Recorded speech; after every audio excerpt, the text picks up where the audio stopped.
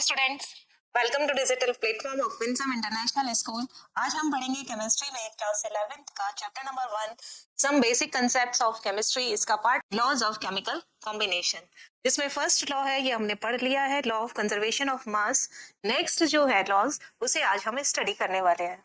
आज के इस सेशन में हमारा कंटेंट रहेगा लॉ ऑफ डेफिनेट प्रोपोर्शन या law of constant composition, law of multiple proportion, law of reciprocal proportion, law of gaseous volume.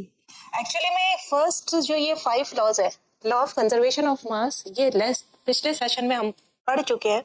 ये टोटल 5 ही लॉज है, लेकिन अवोगाड्रो लॉ इसके बाद इसमें इंक्लूड किया गया था और गैलोसाक को ही इम्प्रूव करके इसको बनाया गया। इसलिए टोटल हम यहाँ पर 6 लॉज पढ़ रहे हैं। एक लॉ आपने पहले वाले सेशन में पढ़ लिया, law of conservation of mass. Now first then second law of definite proportion, इसीलिए यहाँ सेकंड नंबर डाला है क्योंकि आप एक पहले पढ़ चुके हैं। लॉ ऑफ डेफिनेट प्रोपोर्शन और लॉ ऑफ कांस्टेंट कंपोजिशन किसने दिया ये आपको मालूम होना चाहिए। फ्रेंच केमिस्ट जोसेफ प्राउस ने इसे दिया था इन 1799। और जैसा कि इसके नाम से पता चल रहा है, law of definite proportion, proportion constant है। किनका? किसी भी मॉलिक्यूल में एटम्स का प्रोपोर्शन कांस्टेंट होता है, चाहे उस मॉलिक्यूल को हम कहीं से भी प्राप्त कर ले, वो मॉलिक्यूल मुझे कहीं से भी मिले, किसी भी केमिकल रिएक्शन के थ्रू बने, लेकिन उस मॉलिक्यूल में जो एटम्स का कंपोजिशन है बाय मास, यहाँ पर सारे कंपोजिशन बाय मास ही चलेंगे। बाय मास उनका कंपोजिशन हमेशा कांस्टेंट रहता है। यही बात प्राउस ने कही थी with respect to molecule। इसे पढ़ते हैं। According to this law, a chemical compound means molecule, is always found to be made up of same elements combined together in the same fixed proportion by mass।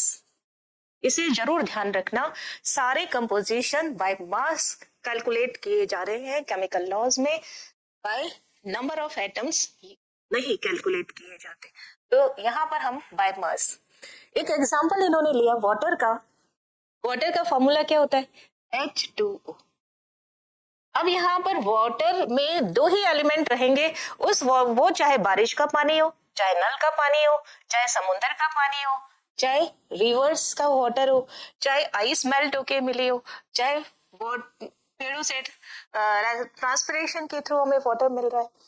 Means water आप कहीं से भी obtain कीजिए, 2 ही element होंगे, first is H and another is O।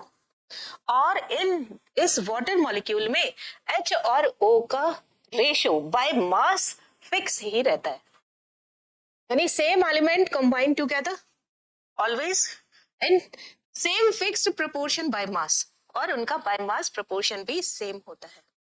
Example देखिए, a sample of pure water from various sources और any country is always made up of only and only hydrogen and oxygen.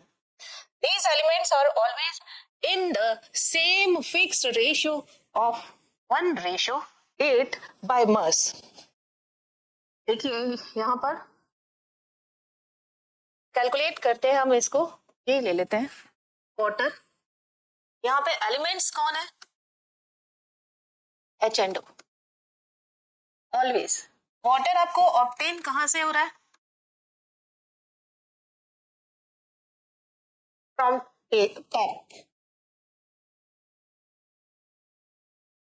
From river, from pond, from ground water,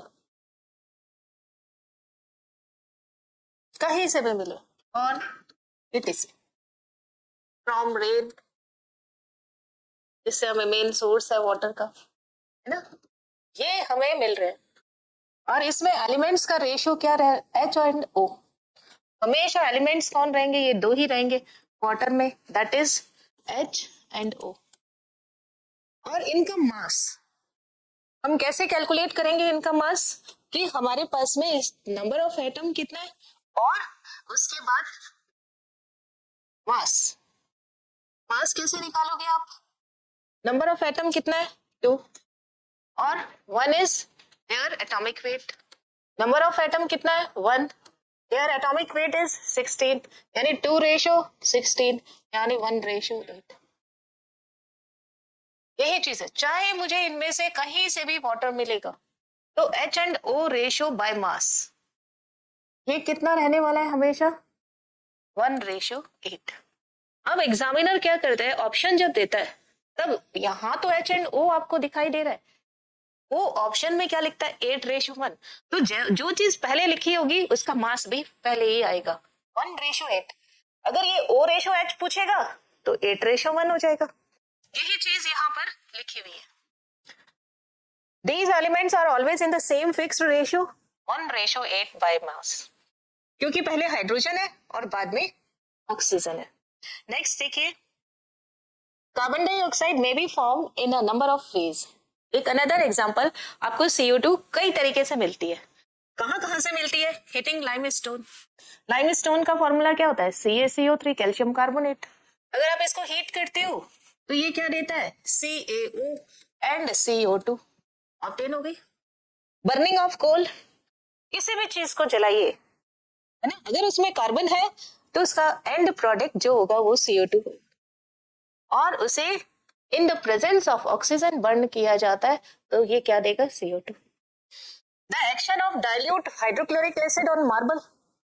marble is again calcium carbonate, और जब HCl इससे react करता है तो यहां से भी आपको क्या मिलेगा? Carbon dioxide gas. Sodium carbonate, formula is Na2CO3। जैसे कैल्शियम कार्बोनेट को हीट अप करते हो आपको CO2 गैस मिलती है, ऐसे ही Na2CO3 को हीट अप करोगे आपको CO2 गैस मिलेगा। अब देखिए, CO2 के अंदर आपके पास में 2 ही एलिमेंट रहते हैं इन CO2। एलिमेंट्स क्या रहेंगे इसमें? एलिमेंट्स आपके पास रहेंगे C एंड O। अब मास देखिए कैसे निकालना है। Atomic mass of carbon is 12 and atomic mass of oxygen is 16। Number कितना? 1, तो 1 इंटू कितना हो गया? 16। और इसी सिमिलरली यहाँ पर नंबर ऑफ ऑक्सीजन कितना है? 2 and their atomic weight is 16 means 2 into 16। तो आपके पास क्या हो गया? 12:32। अगर आप इसको सिंप्लीफाई करेंगे तो 3:8। 4 की टेबल से कट कर दीजिए, यही चीज लिखा है बाय मास। ये रेशियो क्या होती है? बाय मास, इसे ध्यान रखना। अब अगर आपको मास रेशियो दे रखा हो तो इससे रिवर्स चल के आप इनके एटम्स का रेशियो भी फाइंड आउट कर सकते हैं। कैसे? जैसे अगर आपको 3:8 गिवन है, आपको कार्बन डाइऑक्साइड दे रखा है, कितना दे रखा है? ये 1 है कार्बन, और ऑक्सीजन कितना है? 2, है ना। तो ये चीज आपको कोई एलिमेंट दे दे कि यहाँ पे A, B एलिमेंट है, तो यहाँ पे आप इसको 12, ये कितना हो जाएगा? 16। तो इट मीन्स 3:8 कब आएगा? जब आप इसको 1 से और इसको 2 से मल्टीप्लाई करेंगे तभी आएगा। तो यहाँ पर इस तरीके से हम इस कोई भी मॉलिक्यूल हो उसका अगर मास रेशियो गिवन है तो नंबर ऑफ एटम्स का रेशियो भी फाइंड आउट कर सकते हैं। नाउ लिमिटेशन क्या है? क्योंकि ये जितने भी लॉज हैं अप्लाई जब हुए थे बहुत पहले 18th सेंचुरी के अंदर अप्लाई हुए थे, और जब 19th सेंचुरी आई तब इसके एटम की बहुत ज्यादा डिस्कवरी हो गई थी, और जब इन्होंने दिए तब तक आइसोटोप का कोई लेना देना नहीं था।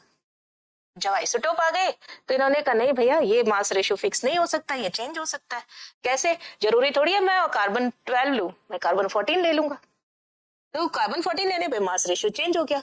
हाइड्रोजन जरूरी नहीं है वाटर में हाइड्रोजन हो, ड्यूटेरियम ले लेंगे तो मास रेशियो चेंज हो गया। इट मींस ये इस लॉ का लिमिटेशन है कि यहाँ पर not applicable for isotopes.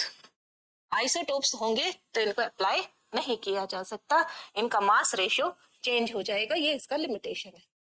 Now next third law, law of multiple proportion. किसने दिया था? डाल्टन ने। कई बार सारे लॉज एक साथ देके और उनको मैचअप करना दे देते हैं, एक साइड साइंटिस्ट के नेम होते हैं, एक साइड लॉज के नेम होते हैं, और मैचअप करना दे देते हैं कि किसने कौन सा लॉ दिया। तो law of multiple proportion Dalton ने दिया था। नाम ये मल्टीपल प्रपोर्शन। आपको बहुत सारे प्रपोर्शन मिलेंगे, लेकिन कहाँ मिलेंगे, किस कैसे मिलेंगे, ये पढ़ते हैं इस लॉ में पहले। If two elements combine to form more than one compound, अगर दो ही एलिमेंट है और वो अलग एक ही मॉलिक्यूल नहीं बना के अलग अलग रेशियो के अंदर अलग अलग तरीके के मॉलिक्यूल्स बनाते हैं, तो the weight of one element which combined with the fixed weight of another in these compounds bear a simple whole number ratio by weight। इस पूरी डेफिनेशन को एग्जांपल के थ्रू समझते हैं। जैसे कार्बन और ऑक्सीजन है, कार्बन ऑक्सीजन इन दोनों ने रिएक्ट किया तो हमारे पास कंपाउंड क्या बना, CO2 एंड CO। दोनों में है तो C और O, तो यहाँ पे भी CO, यहाँ पे भी C एंड O। तो हमें क्या करना है, दोनों में से किसी एक का रेशियो फिक्स कर दो। जैसे मैंने यहाँ पर कार्बन का रेशियो फिक्स कर दिया, कितना फिक्स कर दिया, 12। ये भी कितना कर दिया, 12। तो पीछे दूसरा एलिमेंट कौन बचा, ऑक्सीजन। ऑक्सीजन में कितना है, 32 और 16। तो इनका रेशियो क्या हो जाएगा, CO2 और CO में ऑक्सीजन का रेशियो कितना हो जाएगा, 32 और 16 बाय मास, यानी 2:1। एक होल नंबर में होगा, कभी भी फ्रैक्शन में नहीं आएगा। ऐसा नहीं है कि इसका 2.1 हो जाएगा, उसका 1 रहेगा, या 0.9, 0.8, ऐसा फ्रैक्शन में नहीं आएगा, एक होल नंबर में रेशियो रहता है। अब ये चीज यहाँ, इसी को यहाँ लिखा है, thus the ratio of different weight of oxygen 32 and 16 combined with a fixed weight of carbon 12 is 32:16, यानी 2:1, which is a simple whole number ratio। अब इस एक एग्जांपल को ध्यान में रख के ये डेफिनेशन बनाते हैं। When two elements combine to form two or more compound, दो ही बना रहे हैं, नाइट्रोजन और ऑक्सीजन बहुत सारे कंपाउंड बनाते हैं। The weight of one of element which combines with weight of one, यानी यहाँ पे oxygen, combined with a fixed weight of another, carbon का कितना है, 12। In these compounds bear a simple whole number ratio by weight। ये जो है simple whole number ratio. एक और एग्जांपल देख लेते हैं, hydrogen and oxygen. Hydrogen and oxygen क्या क्या बनाता है, H2O। देखिए हाइड्रोजन एंड ऑक्सीजन दो कंपाउंड बनाया, एक बनाएगा H2O, दूसरा बनाएगा H2O2। अब इसमें इनका वेट कितना है, 2:16, H एंड O का। इसमें H एंड O का रेशियो कितना है, इधर H ले लेते हैं, इधर O ले लेते हैं। ये 2 और ये 2 into 16 कितना हो गया, 32। अब दोनों में से एक का तो कांस्टेंट ही है ना। अगर मैं इसका कांस्टेंट करने लगती हूँ, ऑक्सीजन का, इसको मैंने 2 किया सपोज, तो ये कितना हो जाएगा, दोनों तरफ 2 से मल्टीप्लाई करना पड़ेगा, तो 4:32। ये कितना है, 2:32। अब मैंने ऑक्सीजन को फिक्स कर दिया, तो हाइड्रोजन का रेशियो कितना आ जाएगा, 4:2, एक सिंपल होल नंबर रेशियो। अगर आप हाइड्रोजन को फिक्स करते हैं 2 और 2, तो इसका रेशियो कितना आ जाएगा, 16:32। तो दोनों में से किसी एक का रेशियो फिक्स करना है और दूसरे का रेशियो आपको जो मिलेगा वो होल नंबर्स के रेशियो के अंदर होगा। यही चीज पीछे दी हुई है। हाइड्रोजन एंड ऑक्सीजन, वाटर और hydrogen peroxide, H and O 2:16, H and O 2:32, 2 common है, इसलिए यहाँ पे हमने ऑक्सीजन को चेंज नहीं किया, यानी हाइड्रोजन को ही फिक्स रहने दिया। और ये कितना हो जाएगा, 16:32। Thus the ratio of different weight of oxygen 16 and 32 combining with a fixed weight of hydrogen, that is 2, is 16:32, that is 1:2, which is simple whole number ratio। ऐसा ही थर्ड एग्जाम्पल हम लेते हैं, जिसको एग्जाम में कई बार पूछा जाता है कि नाइट्रोजन और ऑक्सीजन का जो रेशियो है, या ये जो एग्जाम्पल है, ये कौन से लॉ को एक्सप्लेन करता है, तो लॉ ऑफ मल्टीपल प्रोपोर्शन को। क्योंकि बहुत सारा NO, NO2, N2O, N2O4, N2O2 and N2O5। N2O2 को NO भी लिखा जा सकता है। तो देखिए इसमें आगे एक पेज पे कर ही देते हैं, है ना। यहाँ पे नाइट्रोजन और ऑक्सीजन कंबाइन और प्रोडक्ट बना रहे हैं। क्या प्रोडक्ट बना सकते हैं, फर्स्ट NO, सेकेंड क्या बना सकते हैं, N2O, third NO2, fourth N2O2,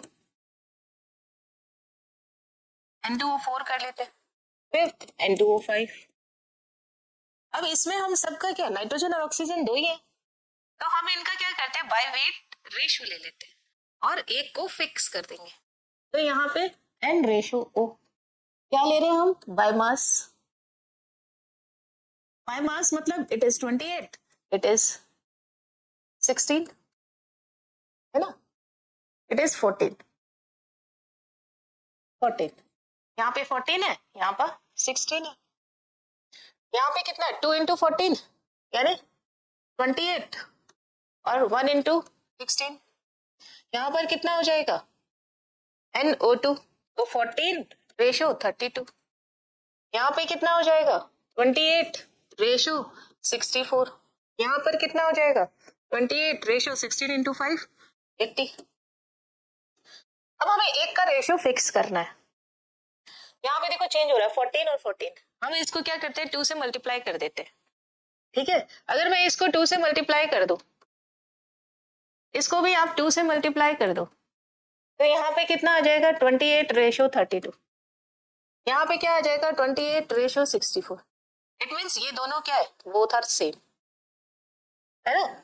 इसको आप 2 से डिवाइड करेंगे तो आप यही आएगा ना, बोथ आर सेम, तो हम एक ही लेंगे। इसमें आपके पास में क्या रेशो आ जाएगा, एक और कंपाउंड भी हो गया, तो यहाँ पे देखिए 28, 28, 28, 28, 16, 32, 64, 80, है ना। नाइट्रोजन फिक्स्ड, कितना है इसके पास मास, 28 ग्राम। और देखिए सबसे पहले क्या लिखेंगे हम, 16 किसका है, ratio of oxygen in N2O, क्यों लिखा, क्योंकि यहाँ पे सबसे कम है। देन NO, देन NO2 और N2O4, क्योंकि दोनों का सेम है, और N2O5। कितना आएगा, 16, 32, 64 और 80, 1, 2, 4, 5। तो इससे आपको क्या पता चला कि लॉ ऑफ मल्टीपल प्रोपोर्शन, यानी अगर बहुत सारे कंपाउंड बन रहे हैं तब भी एक का फिक्स कर दो मास, दूसरे का रेशियो जो होगा वो होल नंबर होगा। ये चीज पीछे लिखी हुई है, NO, NO2, N2O, N2O2, N2O4, N2O2 और N2O5। 14/16, 14/32, 28/16, 28/32, तो 1/1, 1/2, 2/1, 2/2, 2/5। तो यहाँ पे कितना आ जाएगा, आप सबको 2 बना लीजिए और फिर इसे रेशियो निकाल लीजिए। Thus the ratio of different weight of oxygen 8, 16, 24, 32, 40 combined with fixed weight of nitrogen 14।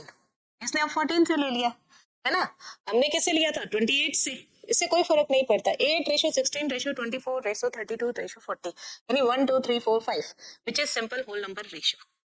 कभी भी फ्रैक्शन में नहीं आएगा, कभी भी डेसिमल में नहीं आएगा आंसर, है ना। आपका हमेशा डिजिट फुल रहेगा, 1, 2, 3, 4, 5, है ना। जीरो मतलब तो है ही नहीं, होगा ही नहीं, पॉसिबल ही नहीं है compound. This is the example of law of multiple proportion. Now next हमारे पास नेक्स्ट क्वेश्चन, नेक्स्ट हमारे पास लिमिटेशन ऑफ दीज लॉ। जो लिमिटेशन पहले वाले उसमें थी वही लिमिटेशन इसकी है कि यहाँ पर भी जब आप आइसोटोप यूज करते हैं तो ये इसको एक्सप्लेन नहीं कर पाता।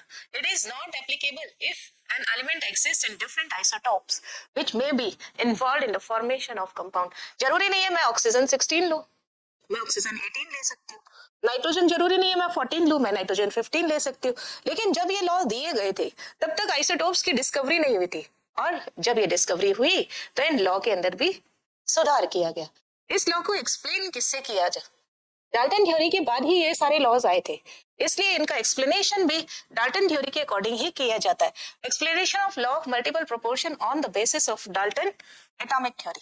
डाल्टन ने क्या कहा था कि कंपाउंड जो बनते हैं वो by the combination of atoms of different elements in the ratio of simple whole numbers, यानी कंपाउंड जो बनेगा उसमें एटम्स जो होंगे वो होल नंबर्स के रेशियो के अंदर ही कंबाइन होते हैं, और इसने भी यही बात एक्सप्लेन की है।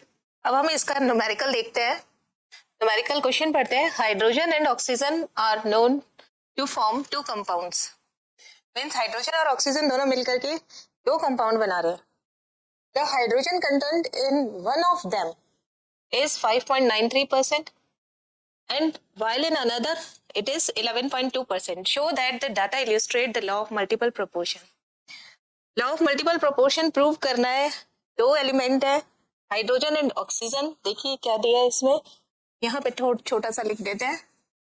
Hydrogen and oxygen, hydrogen and oxygen दो एलिमेंट है, दोनों एक दूसरे से रिएक्ट कर रहे हैं और कितने कंपाउंड बना रहे हैं? Two compound, compound 1 and compound 2। अब ये कंपाउंड 1 के अंदर क्या दे रहा है? परसेंटेज ऑफ हाइड्रोजन दे रहा है, यानी इसमें परसेंट ऑफ हाइड्रोजन कितना दे रहा है? 5.93%। एंड जो सेकेंड कंपाउंड है उसमें परसेंट ऑफ हाइड्रोजन जो दे रहा है वो 11.2% दे रहा है। आपको क्या फाइंड आउट करना है कि इसमें दोनों मल्टीपल रेशियो को, मल्टीपल प्रोपोर्शन वाले लॉ को इलिस्ट्रेट करता है या नहीं करता। देखिए सबसे पहले हम कंपाउंड 1 में करेंगे कैसे। सॉल्यूशन में फर्स्ट हम लेंगे कंपाउंड 1।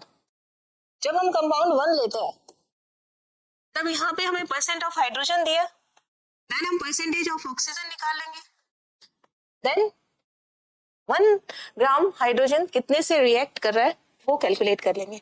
सेम थिंग अनदर्स में भी ऐसा करेंगे।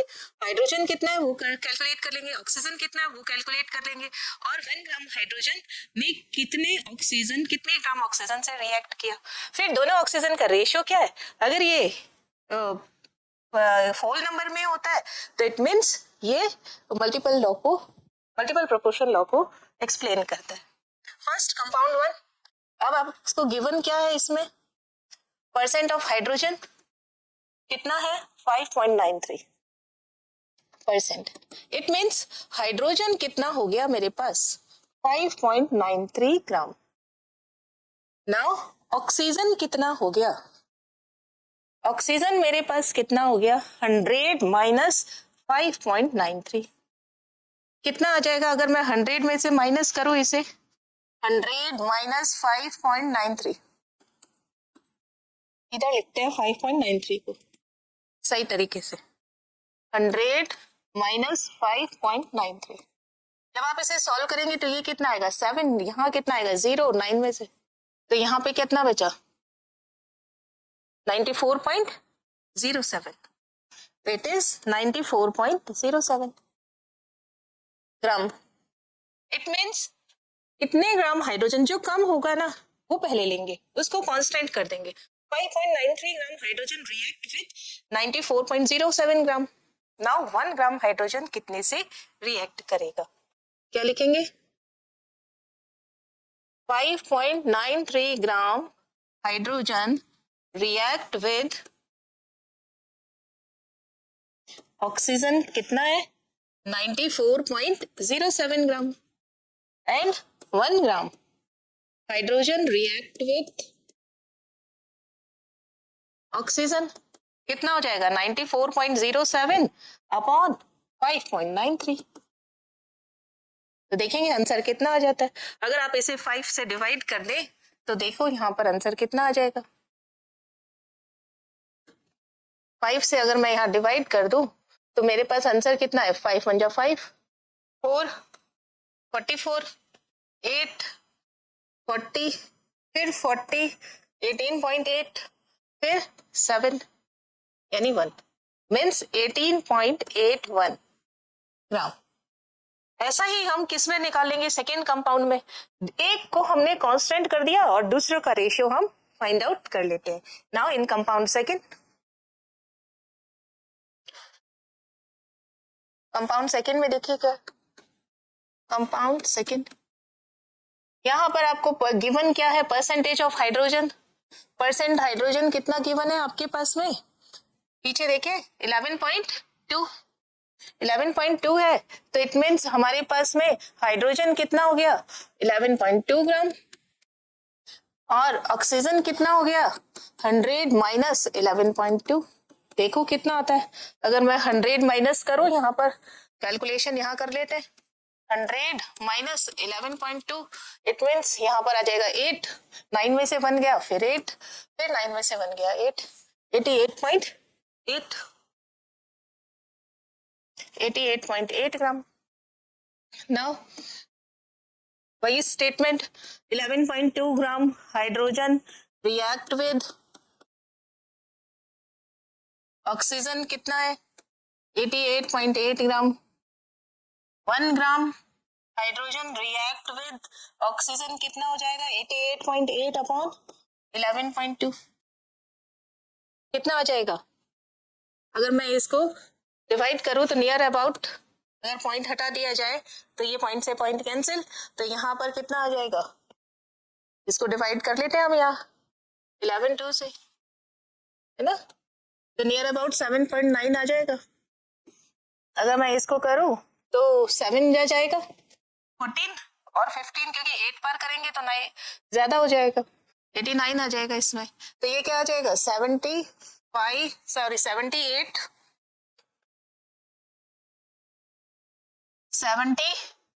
1 कैरी, 7 और 1 8, फिर तो ये कितना आ जाएगा 4, और यहाँ पे 0, यहाँ 1 और फिर 0, तो 7.9, 9 जाएंगे तो 9 9, है ना, तो यहाँ पर कितना आ जाएगा, 112 इंटू 9 किया 18, 9 और 1 10, 9 और 1 10, तो नियर अबाउट 7.89 आएगा,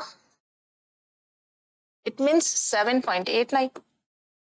अब देखिए दोनों का कंपेयर कीजिए, यहाँ पर आपको कितना दे रखा है, ऑक्सीजन 18.8, यानी नियर अबाउट 19, क्योंकि जब हम डिवाइड और ये करते तो यहाँ पर हमारे पास में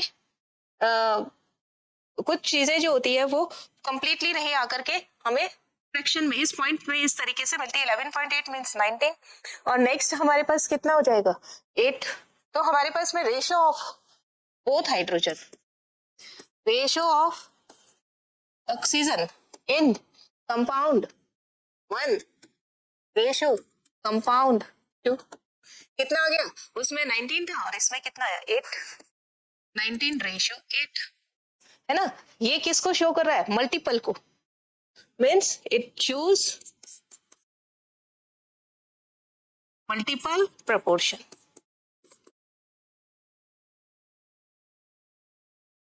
लो ओके, तो ये देखिए पीछे वापस एक बार बताते हैं आपको, मल्टीपल लॉ प्रपोर्शन क्या था।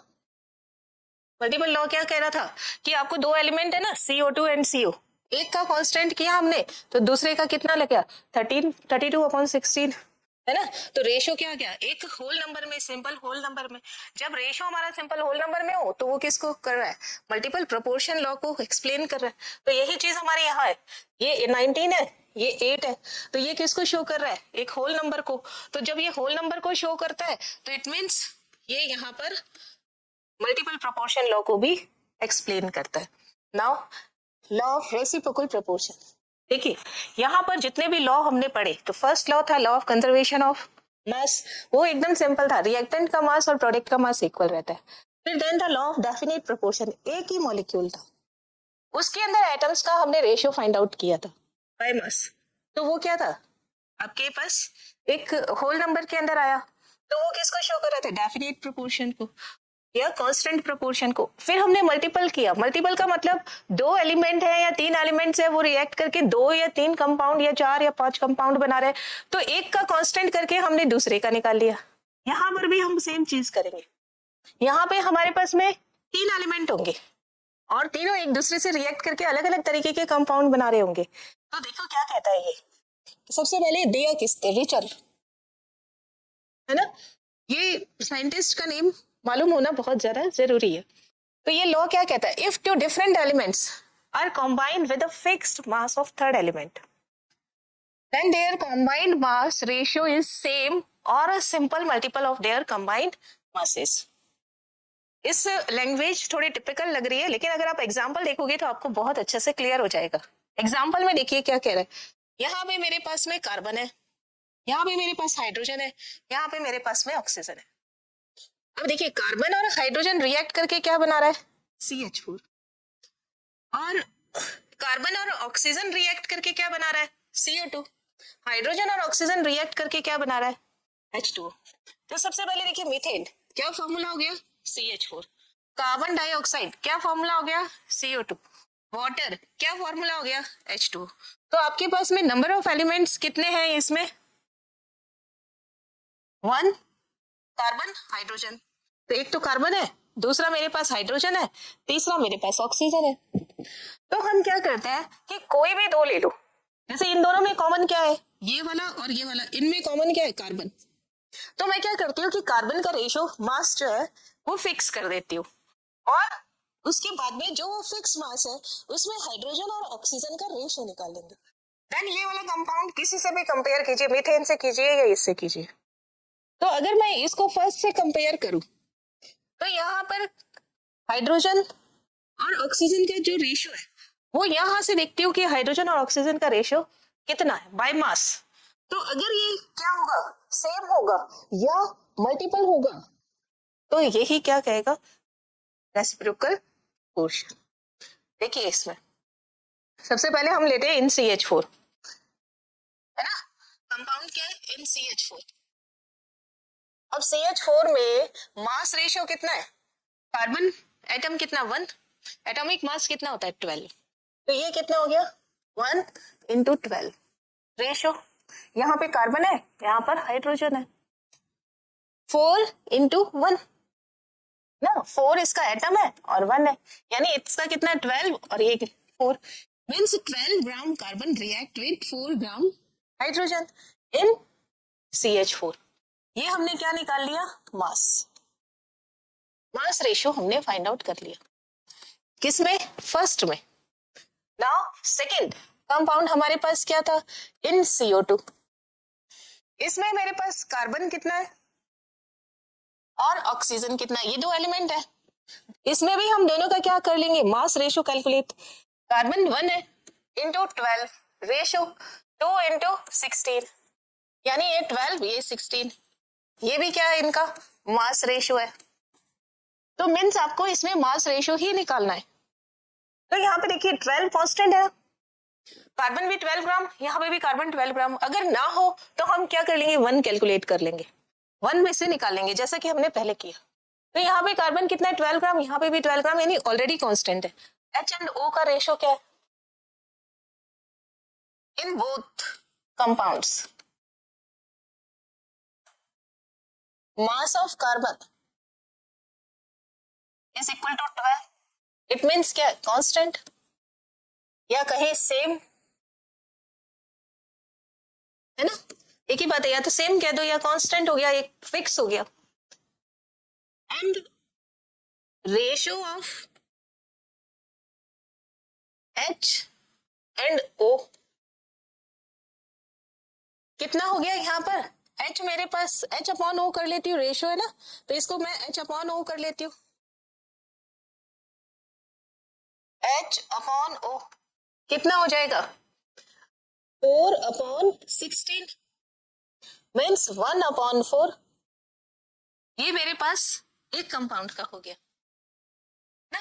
ये गलत कर दिया मैंने यहाँ पर। अगर मैं यहाँ पे कितना करूंगी? 32, यहाँ कितना होगा? 32, यहाँ पे भी कितना होगा? 32। तो ये कितना हो गया? 32, ये कितना है? 32, ये कितना है? 8 मीन्स 1/8। अब मेरे पास थर्ड कंपाउंड क्या आया? वाटर। तो इन वाटर आपके पास में सीधा ही यहाँ पे भी H/O था, यहाँ पे भी H/O कर लेंगे। HO मास रेशियो हम फाइंड आउट करना चाहे तो मास रेशियो कितना होगा? इसका 2 और 1, 2 नंबर ऑफ एटम्स है और 1 इसका एटॉमिक वेट है। रेशियो 1 × 16 मीन्स 2/16 मीन्स 1/8, है ना? तो यहाँ पर सेम चीज आ रही है, ये भी क्या आ रहा है? 1/8, और ये भी क्या आ रहा है यहाँ पर? 1/8, है ना? Both are same, it is 1, it is 2, 1 equals to 2, so it follow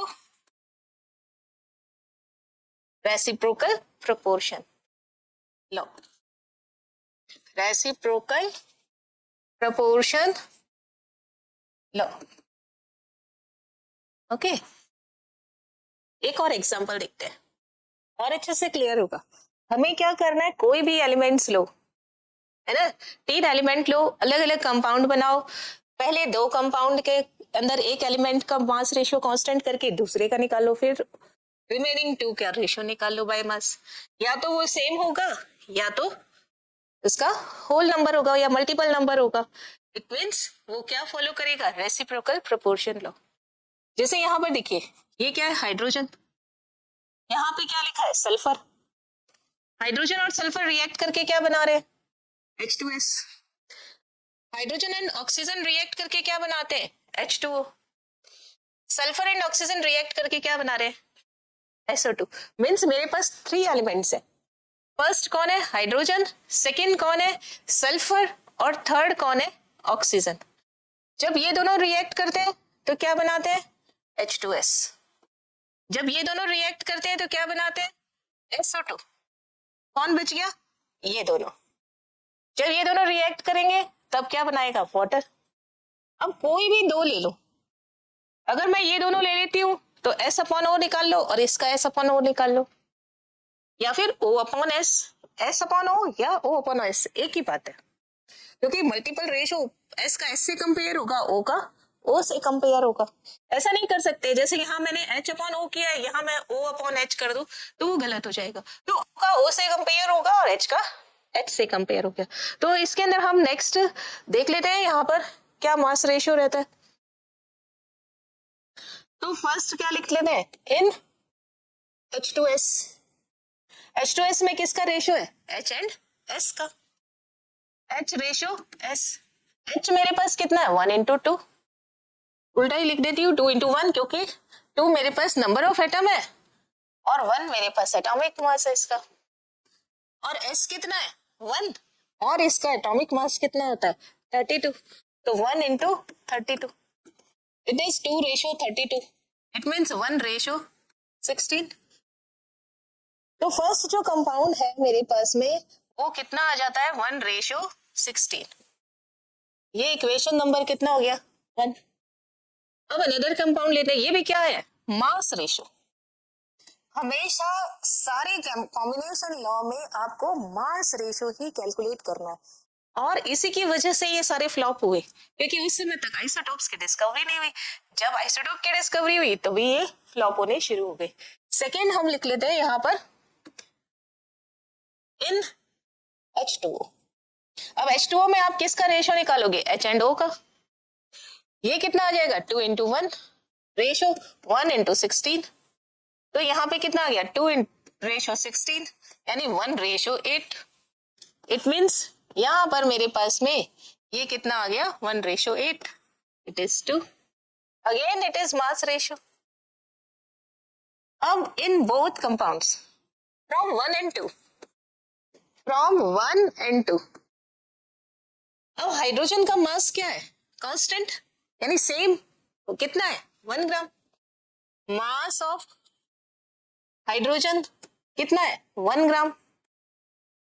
it means ये क्या हो गया, फिक्स्ड या कांस्टेंट या सेम फॉर बोथ कंपाउंड्स। अब मेरे पास में थर्ड कंपाउंड क्या है, H2O। थर्ड कंपाउंड क्या है, इन H2O। तो H/O, देखिए यहाँ पे भी मैंने क्या करा है, यहाँ पे लिखा नहीं अभी। यहाँ पे मेरे पास, अच्छा H2O नहीं, SO2 करेंगे, S/O। ये कितना आ गया मेरे पास में, पहले S लिखेंगे 16 और फिर लिखेंगे 8। It means 2/1।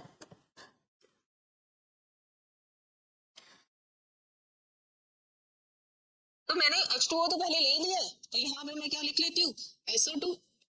तो SO2 लिखेंगे, तब S/O means in SO2 ratio किसका लेना है, S/O means S ratio. O का O से कंपेयर होगा, S का S से कंपेयर होगा, ये ध्यान रखेंगे। तो यहाँ पे कितना हो गया, 1/32। यहाँ पर कितना हो गया, 2/16, यानी 32/32, यानी 1/1। मीन्स इसके अंदर आपका S/O कितना आ गया, 1/1। S/O कितना आ गया, 1/1। अब बताइए क्या ये कोई फ्रैक्शन है क्या आपस में? अगर मैं कंपेयर करूं third and fourth, from third and fourth, कोई फ्रैक्शन है? इट इज 1, इट इज 2, तो मल्टीप्लाई हो रहा है, मल्टीपल है। 1 into 2 करेंगे तो यही आएगा। इट इज 1, इट इज 1, यानी मल्टीपल है। Both ratios are